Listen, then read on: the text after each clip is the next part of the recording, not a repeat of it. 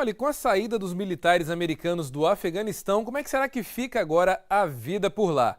Bom, e para fazer com a gente essa avaliação desse cenário internacional tão sério, nós convidamos o Vladimir Feijó, que é professor da Faculdade Arnaldo de Belo Horizonte, doutorando em Direito Internacional e Comércio Exterior, pesquisador em Direitos Humanos e também Política Internacional. Olá, professor, uma boa noite, é um prazer tê-lo com a gente aqui mais uma vez. Olha, professor, essa situação do Talibã, como a gente já trouxe algumas vezes aqui no Diverso em Rede, chama atenção e causa uma certa apreensão também, justamente com a saída agora dos militares do poder naquela região. O senhor acredita que é possível que o Talibã surpreenda a comunidade internacional com alguma atuação positiva, diferente do que foi da última vez? Uma boa noite, professor. A minha expectativa não é nada boa. Boa noite, Elias e os espectadores do Diverso em Rede. O Talibã certamente agora está com uma assessoria de imprensa tentando engajar a comunidade internacional e também a comunidade afegã numa construção de imagem, que ele quer ser responsável e reconhecido por um período muito mais longo do que no período anterior, que foi entre 96 e 2001, e com isso o mundo como um todo tem aí as expectativas de haver uma estabilidade, uma previsibilidade legal, tanto as normas construídas pelo próprio povo, mas também compromissos internacionais assumidos, especialmente aqueles que falam sobre os direitos humanos. A reportagem mostrou muito bem aí o direito de ir e vir, o direito de deixar o país, mas também o combate à violência da criança, o uso de crianças para guerras, o combate à discriminação de gênero, do qual o governo do Talibã, o governo do Afeganistão, do qual eles herdaram, tem no ambiente internacional. Porém, do outro lado, o discurso tradicional, que eles usam inclusive para pressionar a população local, é que eles merecem estar no governo porque eles representam a tradição daquele país e não defendem um modelo desse Estado que separa religião e governo e também forças armadas. Então a expectativa é que sim, eles voltem a exigir uma interpretação um tanto quanto antiquada de mandamentos ou comandos religiosos criados há milênios, mas que não são muito coerentes com as expectativas do século XXI. Agora, professor, chamou muita atenção nessa saída das tropas americanas, que de fato foi um desastre. Nós vimos cenas cruéis, muitos civis subindo, inclusive, em aviões para tentar se salvar. Ou seja, no meio daquele caos, o medo e o desespero era tão grande que as pessoas não sabiam nem sequer aquilo que estavam fazendo, Elas preferiam ali ter o medo de subir no avião em movimento do que parar e ficar ali para poder enfrentar a situação.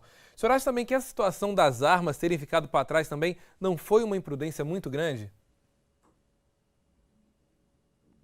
Olha, certamente a gente está aí num discurso também midiático. O governo dos Estados Unidos, as agências de inteligência, têm tentado nos últimos 5 dias amenizar a expectativa do mundo que essas armas foram deixadas e vão beneficiar o Talibã. As armas de pequeno porte, essa aí é um pouco difícil contestar, mas aviões, helicópteros, tanques, blindados, jipes, o governo americano insiste que deixou inoperante. Por mais que o Talibã, de outro lado, tenha feito a exibição de controle e uso dessas armas, segundo o governo americano, estão inutilizáveis, não vão voltar à prática.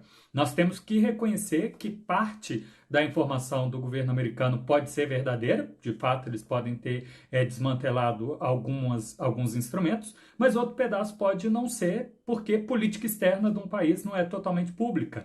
E o Talibã não deixa de ser um aliado ocidental, inclusive, contra o Estado Islâmico, que é inimigo, ou disputam ali dentro. Então, não duvido, tem aí alguma suspeita legítima de que algumas armas tenham sido deixadas propositalmente para que o Talibã tenha condições de lutar com inimigos de outro lado.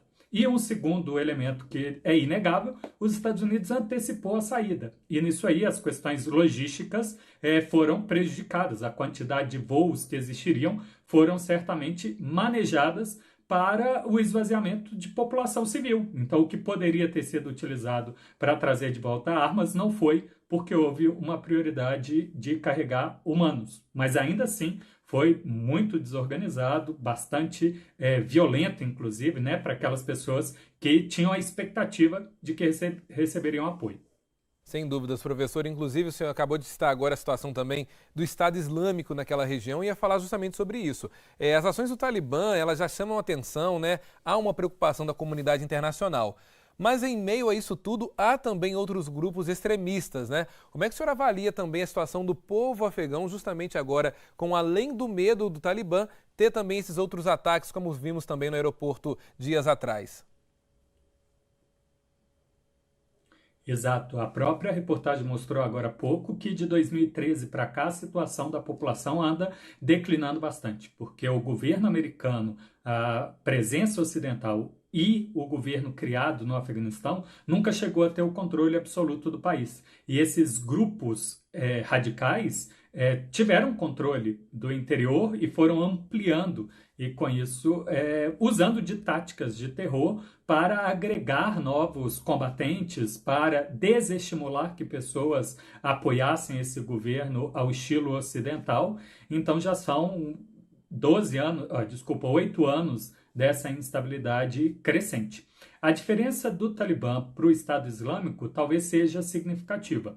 O argumento do Talibã é mais nacionalista, uma unidade do povo afegão, enquanto o Estado Islâmico prega mais por um internacionalismo islâmico, talvez a criação de um super Estado ou de uma super fronteira onde todos os islâmicos estivessem, e não tem tanto apoio populacional como o Talibã comparado, né? Aparentemente tem, ou pelo menos a conivência. E esses grupos usam de instrumentos de pressão para tentar angariar apoio, para também buscar custeio. E a população realmente está em linha cruzada, intimidada de todos os lados. Professor, e para concluir, então, toda a nossa explicação sobre a situação lá no Talibã, eu queria saber como é que é a sua visão sobre a situação no país a partir de agora. É possível já fazer algum diagnóstico ou ainda é muito cedo? Olha, o diagnóstico fotografia já está posto aí. Por mais que a infraestrutura tenha melhorado nesses 20 anos, há um problema logístico de abastecimento do mundo piorado pela pandemia, mas que naquele país específico a instabilidade política, as disputas dos diferentes grupos tornam tudo muito mais problemático. Ainda mais aquelas agências ocidentais que por algum tempo conseguiram estar tranquilos no Afeganistão, hoje inclusive temem para o próprio pessoal, duvidando do efetivo compromisso do atual governo, liderado pelo Talibã, de honrar esses patamares internacionais, né, esses padrões internacionais de direitos humanos. Tá ótimo, professor. Olha, muito obrigado pela sua participação. É sempre bom tê-lo aqui com a gente. Nós aguardamos você aqui mais vezes, viu? Muito obrigado.